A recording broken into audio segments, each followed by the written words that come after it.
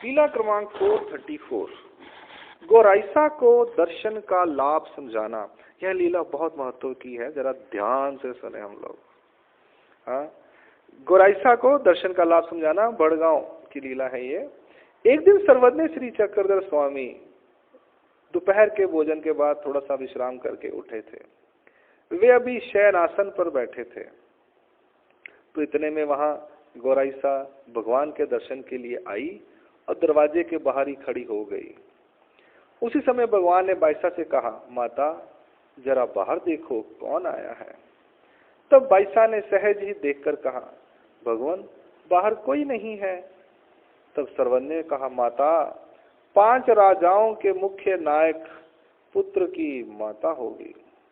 फिर बाइसा ने बाहर के द्वार पर जाकर देखा तो वहां गौराइसा खड़ी थी। तब बाइसा ने उसे देखकर उससे कहा, बेटा बाहर क्यों खड़ी हो, अंदर आ जाओ, भगवान को दंडवत प्रणाम करो। उसके बाद वह अंदर आई और भगवान के श्री चरणों को स्पर्श कर उसने उन्हें दंडवत प्रणाम किया और सम्मुख बैठ गई। तब भगवान ने कहा, तुम्हारे साथ के बाकी सब लोग हमारे पूजा अवसर के समय आए थे, घर से तो तुम भी हमारे दर्शन के लिए आई हो, तो पूजा अवसर के समय तो तुम कभी नहीं आई, क्या बात है। फिर गौराइसा ने कहा, भगवान वे मुझे सामान की रखवाली करने के लिए निवास स्थान पर छोड़कर स्वयं आपके पूजा अवसर पर आ जाते हैं, इसलिए मैं उस समय यहाँ आ नहीं पाती। इस पर श्री चक्रधर महाराज ने कहा, तुम यहाँ अपने घर से सामान की रखवाली करने के लिए आई हो कि हमारे पूजा अवसर को देखने के लिए। तुमने यहाँ हमारे दर्शन करने की इच्छा से ना जाने कितने व्रत किए, नंगे पांव चलने का व्रत, स्नान ना करने का व्रत, थोड़ा अन्न लेने का व्रत, थोड़ा पानी लेने का व्रत, पान का बीड़ा ना खाने का व्रत आदि। यह तुम्हारी आयु तो खाने पीने की है, ना कि इन व्रतों को करने की। ये लोग तुम्हें भगवान के दर्शनों से वंचित करते हुए तुमसे सामान की रखवाली करने की आशा करते हैं। जिसके मन में परमेश्वर को प्राप्त करने की उत्कट इच्छा हो, असीम श्रद्धा भाव हो, उसे दर्शन से वंचित कर निवास स्थान पर छोड़कर वे स्वयं दर्शनों के लिए चले आते हैं। यह कहाँ का न्याय है। फिर भगवान ने गौराइसा से कहा, बेटी अब ऐसा करना कि जब ये इधर आने के लिए चलने लगे तो तुम उनसे पहले ही इधर आने के लिए घर से बाहर आ जाया करना, फिर वे स्वयं कर लेंगे वहां किसी को रखने की व्यवस्था। अब तुम यहाँ के पूजा अवसर पर आने के लिए कभी मत चूकना, जब तक यहाँ हो निरंतर आते रहना। परमेश्वर की भक्ति के लिए प्रत्येक जीव स्वतंत्र है। परमेश्वर की भक्ति के लिए प्रत्येक जीव स्वतंत्र है। लीला का हेतु।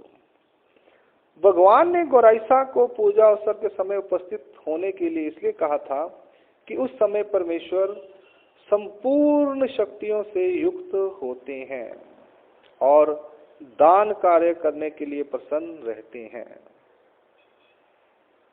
उस समय उपस्थित जीव को विशेष रूप से पुण्य प्राप्त होता है।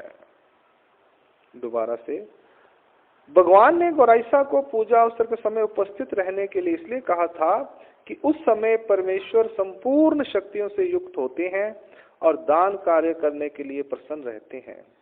उस समय उपस्थित जीव को विशेष रूप से पुण्य प्राप्त होता है। ये बात हुई ईश्वर के सन्निधान की। तो आज हमारे लिए क्या है?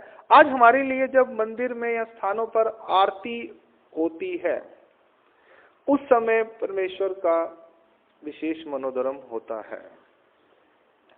जब स्नान वगैरह होता है, ऊटी होती है, उसके उपरांत बीड़ा अर्पण करके, फूल हार अर्पण करके, सुगंधित उठने वगैरह, दुपटना, धुआं दिखाया जाता है।